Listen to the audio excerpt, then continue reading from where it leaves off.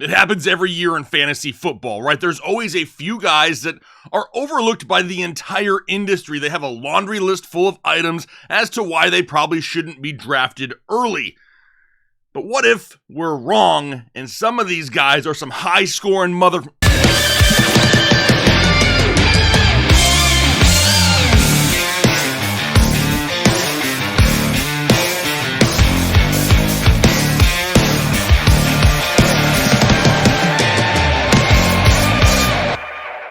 What is going on, Headline Nation? Jake, Fantasy Headliners. Hopefully everybody's doing well out there today. Happy 4th of July weekend. Hopefully you're out there partying responsibly, because today we're talking about 6 players that the overall fantasy football industry as a whole has kind of just dropped to the middle rounds due to a laundry list full of reasons. But what if the entire industry as a whole is wrong on some of these items and they've been dropped, way too low in our fantasy football draft? So that's what we're going to be talking about here today. Just a reminder, you saw our draft guide ad before this video starts. If you want a free draft guide, there's an easy way to do that. Prize Picks is going to be sponsoring our draft guide here for the remainder of the offseason. If you head over to prizepicks.com, create a new account, and make your initial deposit of at least $20, they're going to match your deposit of $20, so you'll have $40 in your account, which is great, but you're also going to get a free 2022 fantasy football draft guide from us. A $20 deposit is going to get you $60 worth of stuff, so don't miss out on that deal right now. Plus, it puts you in the running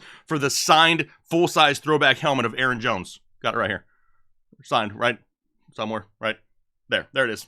So yeah, you want to get in on that giveaway 100%, but now we're going to dive in to the content. You guys need a like goal first, right? You guys have been crushing your like goals. We've been giving away draft guides. How about a like goal of 800 likes on this video? And I'll give another draft guide away to somebody down below in the comment section. Let's kick it off here with the first player, though. How about Miles Sanders? And Miles Sanders is pretty intriguing to me, right? I mean, he's come out recently and even said, hey, don't draft me in fantasy football. I don't care about fantasy football. That's just not the way our offense works for me to go out there and put up some big numbers for you, which I totally understand, because that's what we've seen recently in Philadelphia, for sure. But wasn't this the same Miles Sanders that just came out like a week or so ago that said, hey, I want more touches. I want to get the ball more in this offense? It's a contract year for Miles Sanders. He's got to put up this year to try to secure a future bag of cash, if you know what I'm talking about. He needs the ball. He wants it this year. And a lot of times in the NFL, squeaky wheel gets the grease and gets that extra volume. And when he gets volume, he produces with it. Philadelphia runs the ball more than any other team in the NFL. 32 rush attempts per game on average in 2021. Now, sure, Jalen Hurts has something to do with that, but Miles Sanders, super efficient and explosive. 3rd in the NFL among all running backs in yards per carry at 5.2 yards, and 5th among all running backs in the NFL in breakaway run rate at 5%. So 5% of the carries he receives result in 15 yards or more. It really comes down to, can he stay healthy? Because he's only played in 12 games each of the last 2 seasons, but right now his ADP is down into the 6th round. What if we're making a big deal out of nothing? What if this is a smokescreen by Miles Sanders and he's really going to be in line? If we can get him in that neighborhood of 12 to 16 touches a game for Miles Sanders, he's definitely going to outproduce his ADP in the 6th round. Because you think about it, drafting him in the 6th round is probably going to put him as what? Your running back 3-ish on your roster, somebody that you're not overly reliant upon, somebody you can stash on the bench for a few weeks to see how it plays out.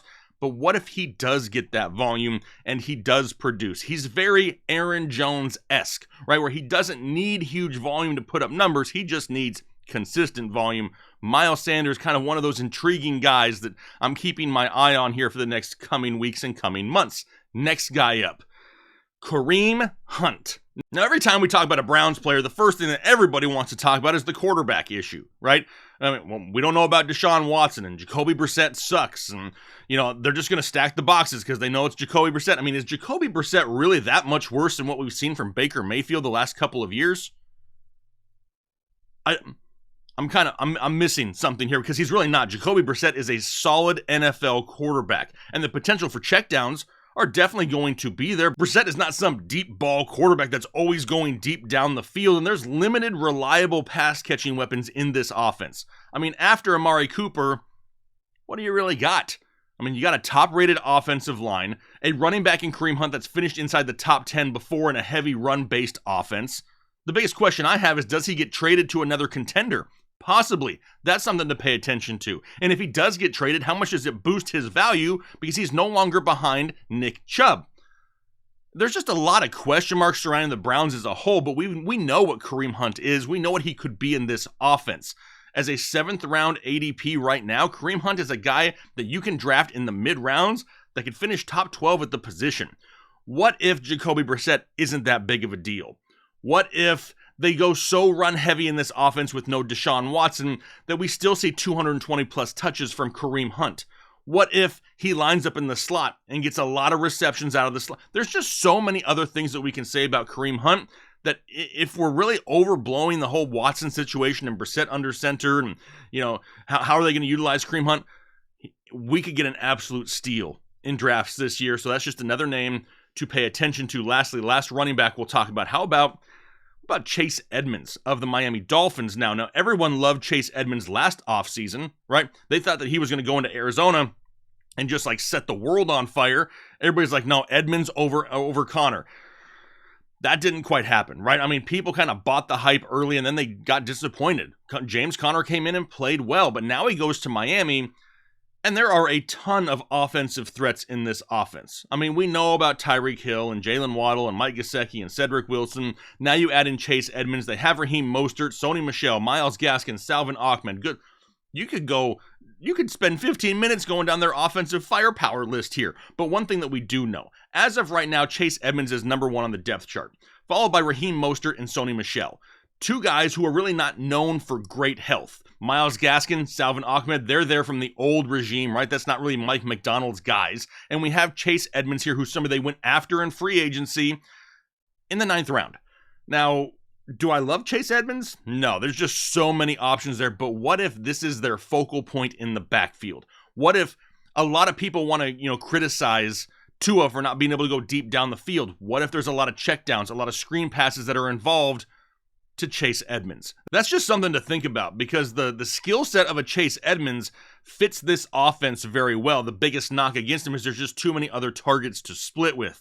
But if they build him into the game plan as a weekly threat, Chase Edmonds could very easily outperform his 9th round ADP. But now we'll move on to the wide receiver position. Got 3 guys here as well. First guy up is going to be Chase Claypool, and let's be honest with each other right here. No one really knows exactly who the guy's going to be in Pittsburgh that's going to rack up the receptions. A lot of people want to assume it's Deontay Johnson based off of prior year performances, but that was with a different quarterback. How long do we see Mitchell Trubisky here this year in this offense? How long before they turn it over to Kenny Pickett? When they're both under center, which receivers do they rely on a little bit more? It could be totally different. We saw Kenny Pickett in college love the deep ball with Jordan Addison.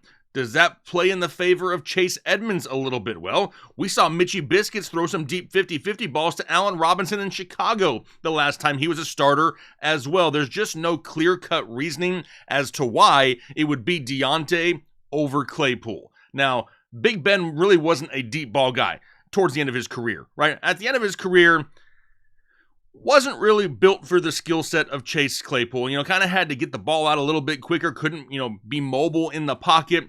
Things could be different this year in Pittsburgh, and Chase Claypool, we've seen pop in this offense before. He's now in the 9th round ADP for fantasy football. And what if, right? What if Chase Claypool becomes that deep ball threat that's seen consistent targets down the field here in 2022? Well, you're paying a hefty price tag for Deontay Johnson. I believe his ADP is all the way up into the 4th round. Personally, I'd rather wait 5 rounds later and take a stab on a Chase Claypool and have a lot less risk involved because I didn't invest a high draft pick. So what if a lot of people are wrong on who the guy is in Pittsburgh and it's really Chase Claypool? If at the end of the season, I look at Chase Claypool's numbers and I see that he had 1,200 yards and 10 touchdowns, I will be on camera right here telling you I will not be surprised because this man has that potential in this offense. It's just a crapshoot who it's going to be, him or Deontay Johnson. Give me the guy who's a little bit cheaper. How about Kadarius Tony of the New York Giants? This dude just needs to stay on the field, right? He's always missing time due to nagging injuries. Plus, he's got to deal with poor quarterback play from his quarterback, Danny Pennies. I mean, he's just not getting, great, quality targets consistently in this offense. Plus, he's sharing time with other high-end wide receivers. We got Kenny Golladay there in the past, Sterling Shepard, Darius Slayton. They've had Evan Ingram in years past. So it's not just Kadarius Tony, but when this guy is healthy, he is a Tyreek Hill-esque type wide receiver that can make ridiculous plays happen on the shortest of routes. We now have a new offense there in New York, right? New coaching staff, Brian Daboll coming over from Buffalo. Does he open up this offense a little bit more? Do we see more Kadarius Tony? His ADP is in the 10th round. So what if he can stay healthy? What if Daniel Jones actually improves? What if the new offense and the new coaching staff really schemes a lot more to get Kadarius Tony involved? We saw a few times last year where he was just racking up targets, receptions, and yards when given heavy volume. Can that happen again? 10th round ADP, the risk is minimal. We'll have to kind of wait and see, but Kadarius Tony is a very, very intriguing wide receiver to pay attention to. And then lastly, Robert Woods. Good old Bobby Trees making it back here on the list. He's in a new team. It's a run-first team, and he's coming off of a torn ACL. Then they drafted Treylon Burks, who now they're talking about has asthma that he's dealing with. Listen, I'm not questioning the fact that he has asthma. I'm questioning the fact that they're pretty much saying the guy's career's over because of it. I can guarantee you there's other NFL players out there that have asthma. They're going to find a way to make it work with him for sure. But Robert Woods, a sure-handed wide receiver that's big play capable. He was on his way to his 4th straight 1,000 total yard season last year before tearing his ACL, and now he's in the 9th round ADP. What if Treylon Burks is limited a little bit? What if Robert Woods is their main threat in the passing game? What if he's 100% healed off of his ACL tear by the start of the season? What if they really need to rely a little bit more on the passing game this year to make sure Derrick Henry isn't overworked in this offense? You could get Robert Woods, a 1,000-yard receiver in the 9th round. It's just something to pay attention to because a lot of people worried about some Robert Woods. I'm not on here saying that he's going to absolutely blow up this year, but a potential 1,000-yard receiver, 9th, 10th round or so, maybe not worth a stab, just something to pay attention to. But like I said at the start, remember, I'm not saying these are must-have guys, that these are sleepers that you got to target. They're just names to pay attention to that if the consensus is wrong on a lot of these things for these guys, they could definitely outperform their ADP for you in fantasy football here this year. Intriguing. Now, if I had to look at this list, I will tell you this. When you see names like this with all these question marks that fall to the mid-rounds, I will definitely take a stab on one player like this on my roster because it's always someone like this every single year that really pops and helps carry a fantasy team when it's super unexpected. So am I going to go out here and draft all of these guys? No, I'm definitely not. That's way too much risk. Could I end up with one, maybe two of these guys on my bench this year?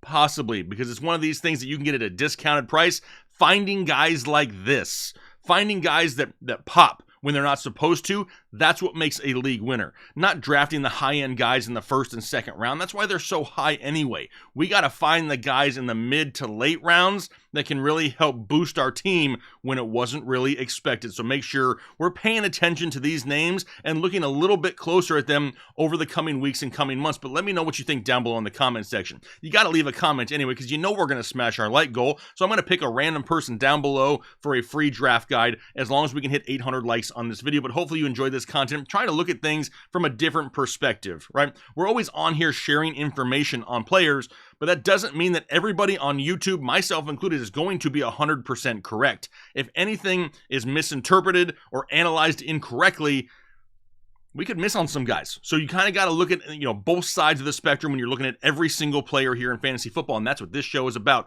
Just getting you to look on the other side, and hopefully you enjoyed it. Like I said, hopefully you guys are having a great 4th of July. Hopefully you're out there by the pool, watching our video, hitting the like button, having a nice, cool adult beverage by your side, eating some great food off the grill, whatever it may be. Hopefully you guys enjoy your 4th of July. Have a great rest of your day here today and a great upcoming week where we got some straight bangers coming this week. You don't want to miss out, so make sure you hit that subscribe button, and we'll talk to you later.